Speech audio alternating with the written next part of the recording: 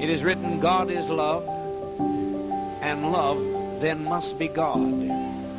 It said, whosoever loveth is born of God and knoweth God.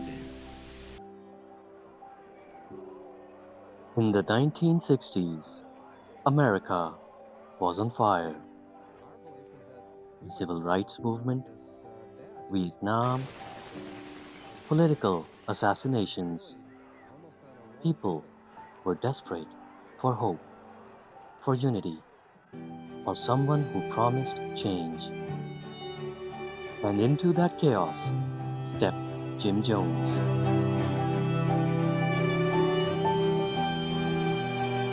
To some, he was a prophet of justice. To others, he was family. But beneath the sermons and smiles, there was deception. This is how one man weaponized compassion, and how the red flags were there all along.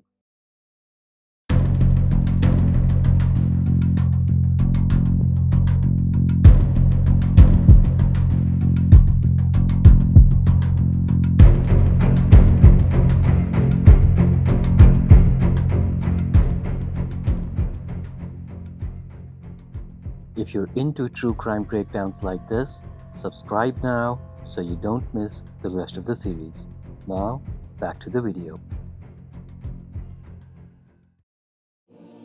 Jim Jones didn't just build a church, he built a persona.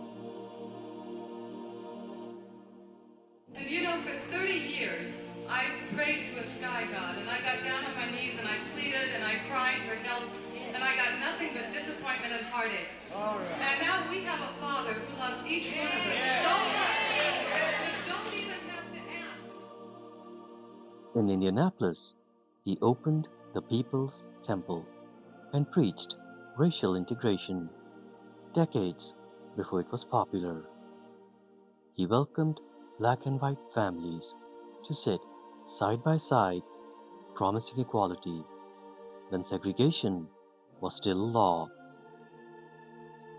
Unique to Guyana.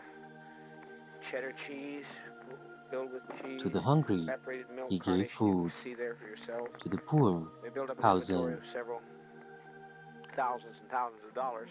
To the sick, he offered miracles.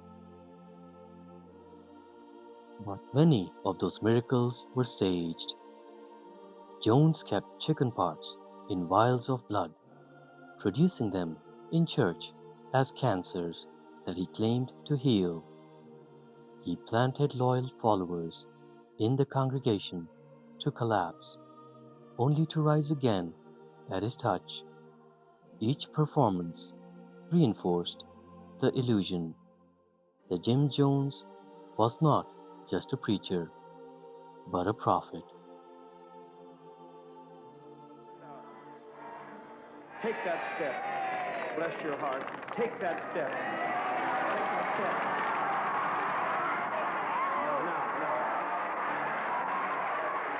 Now. Move forward. Move forward.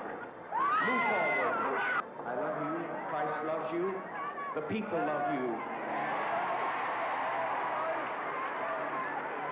Now, sisters, walk briskly. Walk briskly. Walk.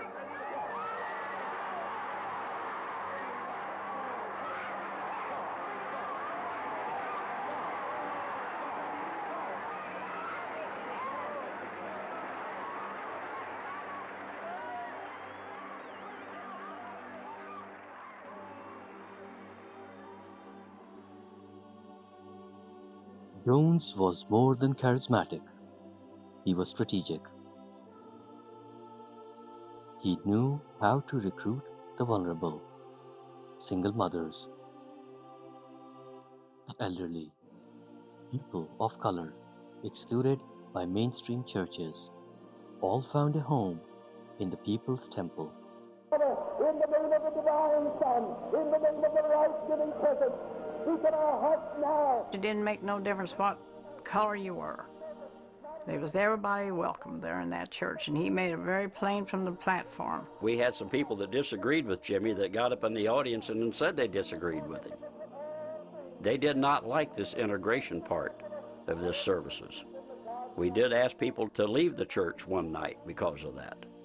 Membership exploded, first in Indianapolis, then in California.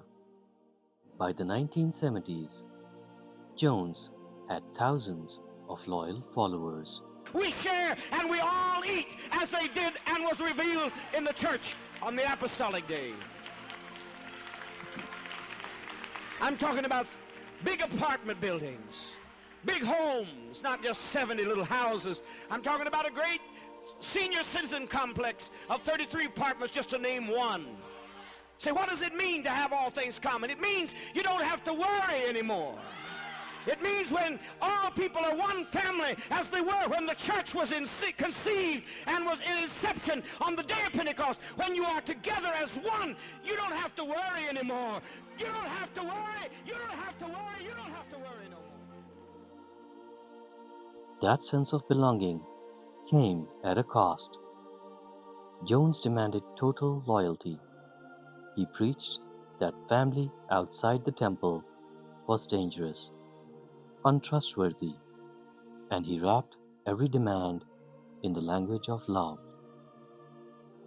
No preacher in America that loves you so much that when we need money so badly to prepare for our exodus, because we'll have to leave just as sure as the children did under Moses from Egypt.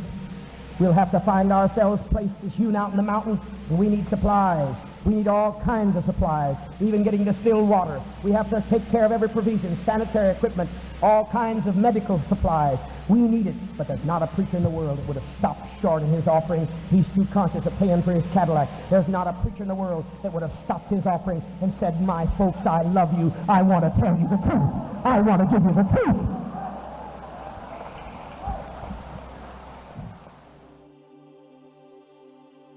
That's the red flag. When devotion is demanded in exchange for compassion. He blurred faith with revolution, turning sermons into rallies. Religion became politics. Salvation became ideology. And Jim Jones stood at the center of it all. I came to him and healed it. Oh, yes, I can heal you. Oh, yes, I can raise you from the dead. Oh, yes, I can open your blinded eyes. Oh, yes, I can get you out of prison. Oh, yes, I'll give you a home. Oh, yes, I'll take you in when you're lonely. Oh, yes, I'll make a heaven out of your hell. But I'm in a war against your buzzard God. I'm at war with your buzzard God. I've come here to defeat your buzzard God.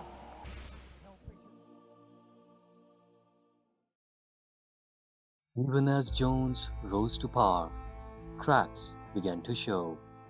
Whispers of financial exploitation, staged healings, and abuse circulated. I had welts really bad, and when I went to work the next day, one of my employees noticed the welts when I sat down, and I just broke down and told her. She didn't even know I was People's Temple. And she called the manager of the station up, and they talked to me about leaving. I couldn't say goodbye to my son and my husband, because at that point it was like the Gestapo. The families were turning in each other. If I had said goodbye, one of them would have reported me. It's kind of like when you get married and you have this ideal and you're in love, and then, the honeymoon wears off and reality sets in.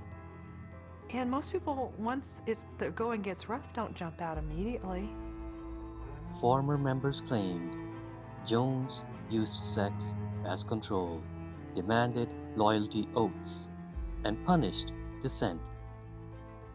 In one planning commission meeting, Jim was getting notes, kind of love notes, from one of the members on the planning commission. Jones is sitting there calmly, and so another lady said, well, I don't know why you keep doing that. What makes you think you got something that he wants anyway? And so another woman says, well, you know what, you ought to just take off your clothes and show him what you got. You ain't got nothing. And so by this time, they look back to Jones, and so he looks over his glasses, and he nods with approval. Yeah, that's a good idea. She was to be totally naked, and she was down to nothing but her skin. not even any shoes on, you know, no bra, no panties, no nothing. Then they begin to say what her breasts looked like, her stomach, butt, vagina, you name it. Everything they could think of, they were saying. By this time, her face is red. Her body's almost red from embarrassment. And I noticed something. Jones was sitting, looking over his sunglasses, but he had a smile on his face, like he's really enjoying this woman being torn down. Yet still, thousands stayed. Why?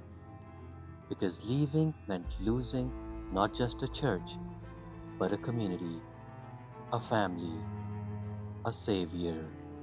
In this state of California, to pay twice the rent, to be cheated every time they move, to walk in a department store and have everybody waited on before you get waited on? No, that's not love. Whoever made you did not love you.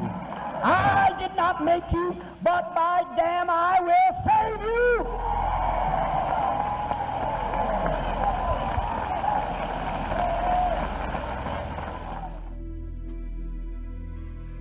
Mask of compassion had begun to slip, but most followers could not see it yet.